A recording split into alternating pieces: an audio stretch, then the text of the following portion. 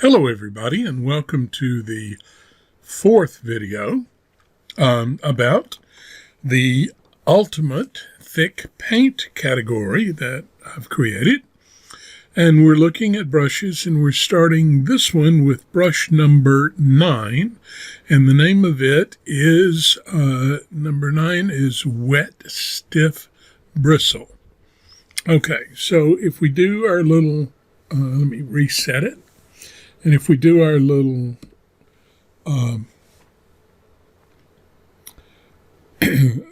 playback stroke, we'll see that it is stiff in that it shows some linear quality to the stroke itself. It's wet because you can see that it runs fairly long, and also it mixes or blends as it touches other paint.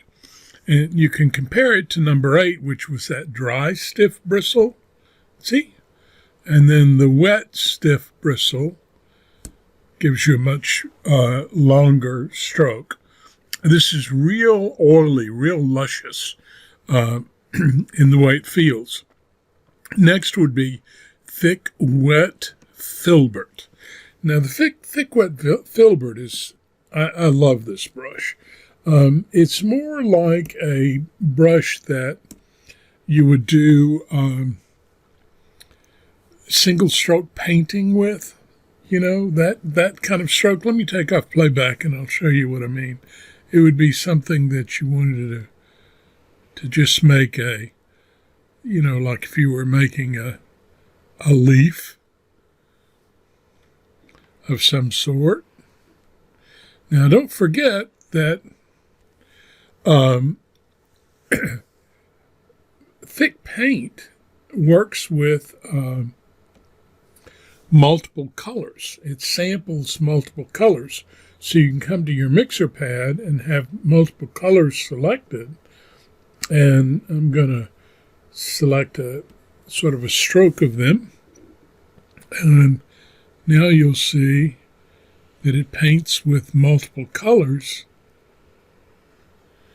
like that. See? So I could do the orange in the center.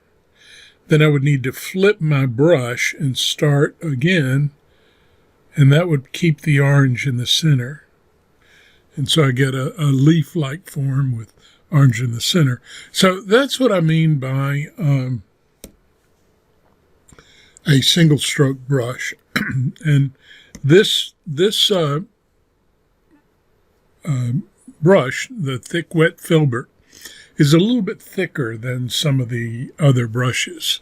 So let's go now to number 11, thick stiff flat. All right, so we got a flat brush. We know it's thick and it's stiff. So when we pop it down, you'll see it looks very similar to what we were just doing, but if you play with these, you're gonna feel the difference when you paint with them.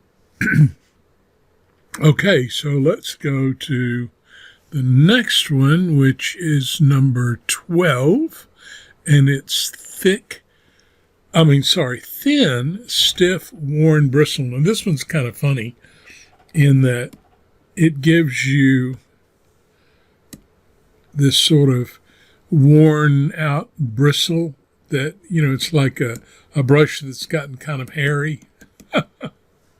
And let's go off of and look how but when you mix it, you get some sort of interesting color variations. Look at that. See, and that's kind of pretty. But it is a very textured, streaky kind of brush. But I think we'll find a lot of use for it. And then if we go to number 13, that is dry, thick, a thick, dry round. And there you go. It's going to be a round brush. It's going to be thick, And by thick, it's going to be thick, and it's also dry, so it's not going to cover and be real wet looking. When it covers itself, it doesn't mix a lot. It pretty much covers over because it's pretty dry. And number 14 is also dry. It's thick, very dry, round.